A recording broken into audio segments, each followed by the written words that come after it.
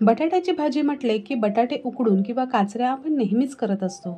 अशी बटाट्याची भाजी कधी खाल्ली आहे का? करून बघा. मुले सुद्धा आवडीने खातील आणि घाईघाईने पटकन बनवून सुद्धा तयार होईल. त्यासाठी असे थोडे कच्चे शेंगदाणे आणि एक एक चमचा बेसन, सफेद तीळ, धने, जिरे आणि सुकी लाल मिरची आणि 5 ते 6 काळे मिरी घेऊन सर्व जिन्नस कच्चेच मिक्सरला बारीक करून त्याची पूड करून घेऊयात. ही पूड तुम्ही स्टोरही करू शकता आणि भेंडीसारख्या भाजीतही कधीही वापरू शकता. 2 बटाट्याच्या साली काढून असे काप करून घ्यायचे.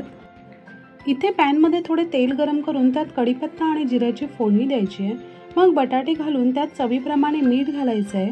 ते मीडियम टू हाय फ्लेमवर गोल्डन होईपर्यंत चांगले परतून घ्यायचे आहेत.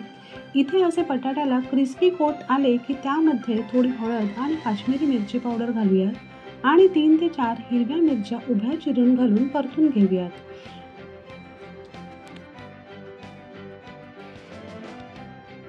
आता त्यामध्ये तयार केलेली पूड घालून बेसनचा कच्चेपणा जाईपर्यंत परतून घ्यायचा आहे. मस्त सुगंध सुटलेला आहे ह्या भाजीचा आणि वरण भातासोबत तर अगदी अप्रतिम लागते. ह्यात तुम्हाला आवडत असेल तर लिंबाचा रसही ॲड करू शकता.